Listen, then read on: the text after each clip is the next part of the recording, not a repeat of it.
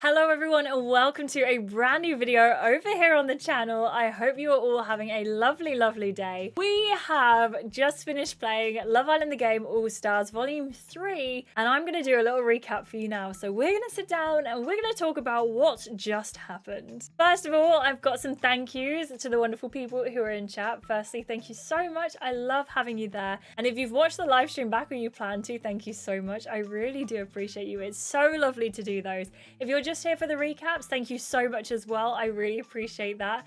And if you find yourself enjoying the video, please do give this one a like. I would appreciate that so much. I also want to say thank you to our new channel members. We have some 4 new members on the channel. We have Joey, Noemi, Bradley Boy, and Michelle My Belle. I really appreciate you all for becoming channel members. You get early access to videos and you get access to our whole backlog of Too Hot to Handle bonus episodes. So thank you so much. I really appreciate you. Also, a massive thank you to Cheese for the wonderful, very kind donation in chat as well. It's really lovely. And I appreciate all of you so much. Thank you so much. Let's get into episodes 7, 8, and 9, otherwise known as Volume 3 of Love Island the Game All-Stars. And it started off with a beach day where we get our first surprise host since Bella. And hello, Grace walks in. I couldn't quite remember her accent to start with, but I think we got that. I think we managed to work it out okay. It was definitely lovely to see her, but she also was wearing the same thing as she was wearing in her last season, which is definitely my biggest pet peeve at the moment. Like, why is that the case? Why are they still wearing like the same clothes? It was nice to see that she had an updated shading though. So if you don't know, Grace was from the season Double Trouble. She was a really cool character, but I didn't get to see her much because I didn't play much of Double Trouble. But she didn't say anything about her love life, so we don't know where she ended up after Double Trouble either. We did decide to pay 17 gems for some gossip from Grace, and the main takeaways were, we've caught Hamish's eye. Finn dropped a bombshell by saying he absolutely never saw a future with Kat, even though he has feelings. He never saw a future with Kat, which definitely took me by surprise. I cannot believe that is why they didn't work out, because he never saw a future. We also found out that Henry and Chen are both into us, but that kind of wasn't a surprise. And back in her season, Natasha was the life of the party, which we definitely haven't seen very much on our side yet, but hopefully that will change. Hopefully we manage to get a little bit more of Natasha's spice. She said the only thing that she and Hamish had in common as well is that they both have an SH in their name, which doesn't bode well for them. But we'll get into Hamish as well, because we get to meet the 2 new bombshells who have come into the villa. We get to take one of them back home, and this is who we're choosing from. First up, we have Jude. He is really lovely. He looks good. He's my type on paper, as in Ashleigh's type on paper. Not necessarily Iris's type, because I do think that Iris is still swinging towards Natasha. Grace gestures to the other side of the bar, a tall, tattooed, blonde bombshell waltzing over to you. Sorry to keep you waiting. Iris, this is Jude. This is Jude, who may or may not be from South Africa, and I don't know how to do a South African accent without sounding like Korg, who is New Zealand. So I'm sorry about this in advance. Nice to meet you. The pleasure's all mine. You look absolutely stunning, by the way. He's a racing driver. His parents care about him. He seems to have quite a good family relationship as well, which is always nice to hear. He's got Henrik vibes. He's adventurous, and he just seems like a nice all-round person. On the other hand, we have Lyall. Lyall is French. He is very sappy.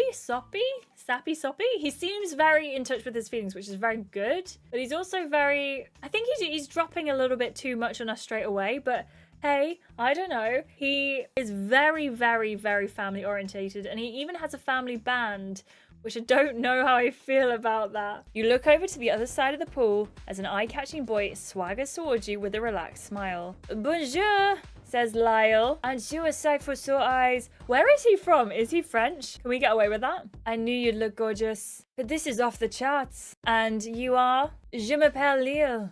Lyall. I don't know. Is it even worth learning my name? I do not know. Basically, straight away I was like, Jude is the one. And then Lyall, I'm not sure about. And I don't know how I feel about this, because I'd much rather be like oh, it's actually like a big old problem. I can't choose between them. But I think a lot of people in chat were saying they were mostly for Jude. I actually did a poll at one time to see who we should bring home, and like 90% of people chose Jude. I think the people who did choose Lyall to take back are very happy about it, but we'll get more into that a bit later as well. So yes, Grace asked us for more gem options to see if we wanted to spend some more time with Lyall and, I was going to call him Kyle then, with Lyall and Jude, and we decided not to go for that gem option. Maybe if I'd gone for that gem option, things would have worked out a bit differently later in the episode, but we had to choose, and as I said, the poll voted mostly in Jude's favor, so we ended up bringing Jude back. When we were back in the villa, we all chatted about our time, and as we were chatting, we realized that Chen was nowhere to be seen. He hadn't come back from his dates yet, and we're not sure who he is going to bring back and who he even went on the dates with. As we're waiting for Chen to come back, Finn pulls us for a chat on the day beds, which we have eagerly. It's an okay chat. I don't mind having it. We're starting to get a little bit of a strange vibe from Finn. And then Chen comes back with someone who we have seen before. Rushing over to reach the lawn, you find the others with their eyes on the villa doors. Someone's coming. Is that Kelly? Hello? Is that a little bit of Kelly? Everyone goes quiet as the villa doors open and in walks Chen with a new girl by his side. Wow, everyone's here. Did you miss me? More importantly, who is this little stunner you brought back with you? Nice to meet you all. I'm Kelly.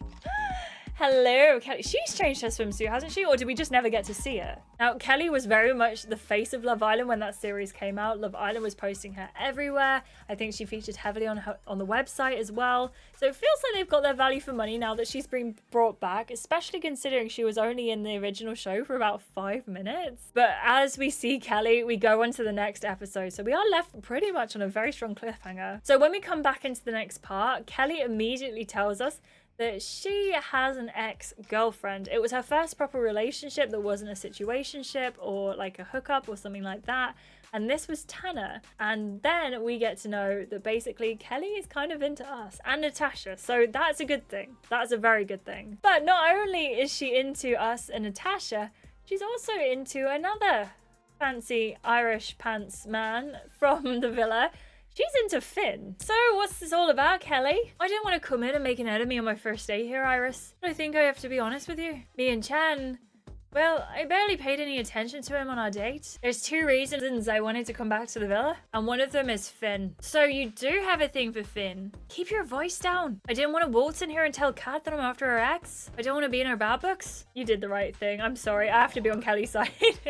You've made the right move. Kat would not have been happy. We also learn at this point that Chen had a good second date with Kelly, that his first date was with Leanne, his ex. And things got a little bit complicated after that. He didn't really want to talk about it. He was a bit cagey. I think this could have been a gem option that we had the option to pick, but I can't quite remember off the top of my head. Finn reveals that he still does have feelings for Kat as we go into Truth or Dare as well. So Truth or Dare tells us that Finn still has feelings for Kat, which I'm not sure I feel good about. And we also ask if Kat and Finn did hook up in the last part under the day beds. The answer is no. I don't know if I believe this, but they said no. Jude came in with this banging outfit. This outfit was absolutely fantastic, and I was immediately like, yes, this is the guy, this is the guy, this is the guy.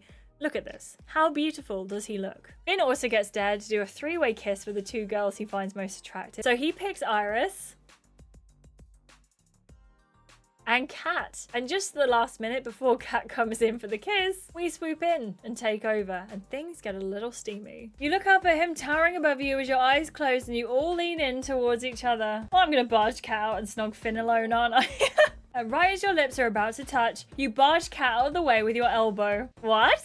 I want him all to myself. I just don't want Kat getting the satisfaction. You wrap both your arms around Finn and stands up on your tiptoes to reach him, pulling him in towards you. You feel him smiling underneath the kiss as his hands caress your waist, lightly squeezing you. Running your fingers through his long hair, your heads begin to move from side to side as the kiss becomes more intense. His lips are warm and soft against your own.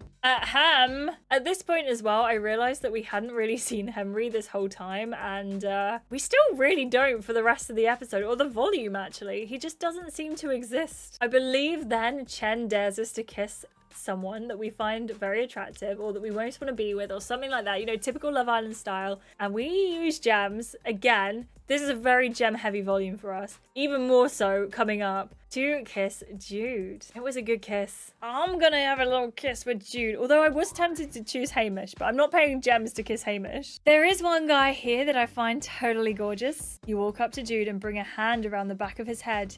You stand there for a moment looking up into his eyes. Never got to say a proper thank you for that date. I thought you'd never ask. First you bring me back to the villa, then you crown me the most attractive. I think I'm on cloud 9 right now. Don't let it get to your head. Too late. He leans in close and whispers in your ear, if I'm honest, I've been wanting to kiss you ever since we got back. You're looking sensational right now. And for the record, I think you're the most attractive too. Anticipation fizzes up your spine as your eyes close and he leans down towards you. Your lips ignite in a blaze of passion and desire as your knees go weak and your breath quickens. Taking a step closer, your chest presses against his. Your heart pounds while his hand caresses the small of your back. His head moves left and right and you follow his lead as his other hand works his way up your body, gently holding the side of your face. For a moment, your lips widen and you feel his strong tongue against yours. Butterflies flutter in your stomach as you are completely transported in the intimacy of the moment. He pulls back and smiles down at you. Not bad at all. We find out that Natasha has been gossiping about us. My heart felt like it was breaking at this point because Natasha, come on.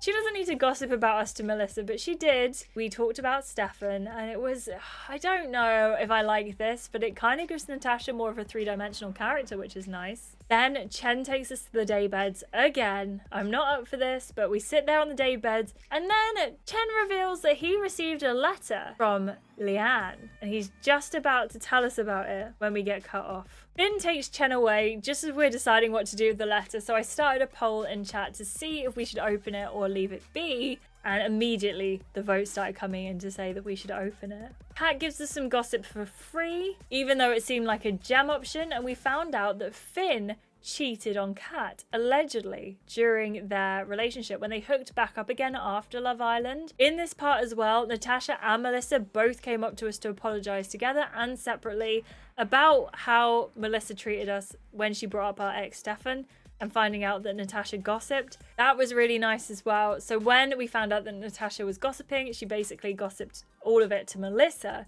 who then asked us in Truth or Dare how we were feeling about Stefan. So I kind of love the fact that they came and they apologized. We were also asked if we thought that Hamish was trustworthy. Of course we said no.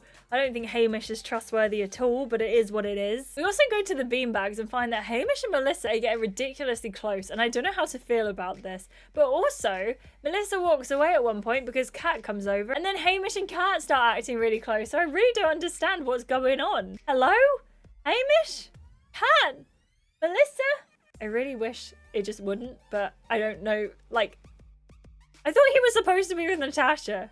I'm very confused, but I suppose we are on Love Island. Hamish is actually playing the game correctly. The results of the poll came in and we decided to read the letter out. It was actually a really nice letter from Lyall saying that she wanted to get back with Chen, and no matter what, she was, you know, she was on board with that. Chen wasn't on board with that. He straight up said that he was not up for that at all. And all he had was eyes for us, which was really lovely, but we don't really have eyes for him, but we do, but we don't. But Jude, Natasha, you know what I mean? It's a very confusing episode, honestly. But we did get the choice whether to read the letter, burn it, or just give it back to him. Apparently, if you give it back to him, all he does is he reads it and then doesn't tell you anything about it. I kind of want to know what would happen if we burned it, but we didn't do that. We didn't do that. We had a little private moment with Jude at this point as well, which was really, really lovely. I don't think we had to pay gems for that, but Unicorns said in chat that he has the same dialogue as Lyall, which is really interesting to see whether they are going to branch out or whether they're just going to keep the borrowed dialogue and just swap the character Jude or Lyall, depending on what happens.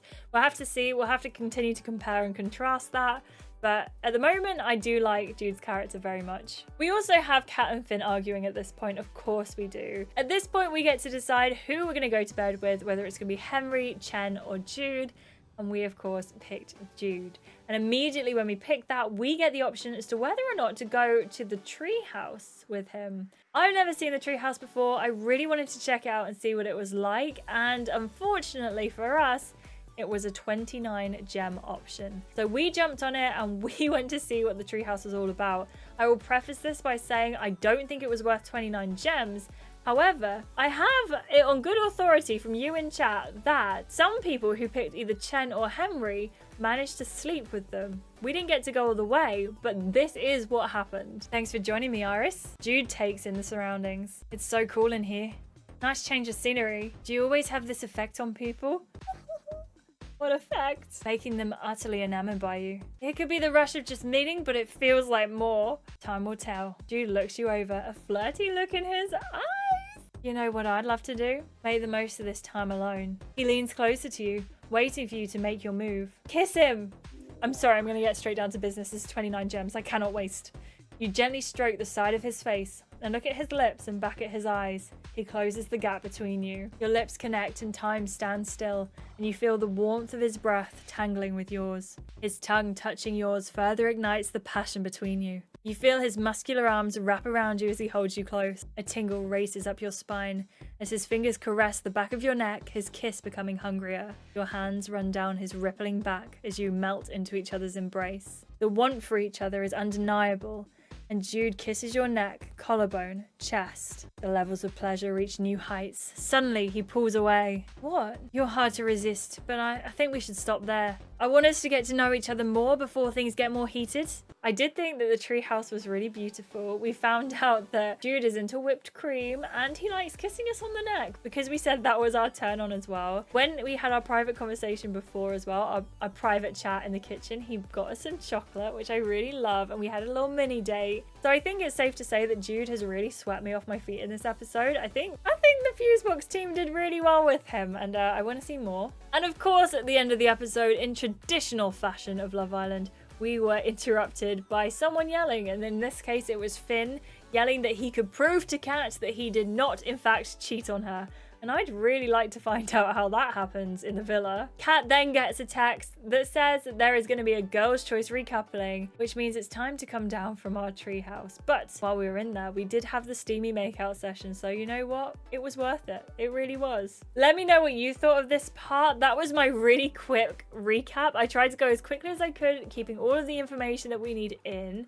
Let me know what you think down in the comments below. Did you enjoy this? Are you still enjoying the recaps? Because if you are, I will continue to make them. But let me know what you think. Is there anything I missed? Is there anything you'd like to see? Thank you so much. And thank you to our wonderful list of members as well. I talked about memberships at the beginning, but there should be a join button on screen somewhere or a link in the description if you do want to become a member. Thank you so much. It really does mean a lot, and it helps to keep us putting gems into the channel and me keeping making videos. So thank you so much. It's absolutely a pleasure always to have you. Thank you so much for being here. I appreciate you. I hope you are all having a wonderful day. If you haven't already, please subscribe, click the like button, and turn on your notifications so you know every single time I upload a video. Thank you so much for being such a wonderful audience. I appreciate you all so much, and have a wonderful week. I'll see you on Thursday, hopefully, if all goes to plan, at 6 p.m. BST. See you then.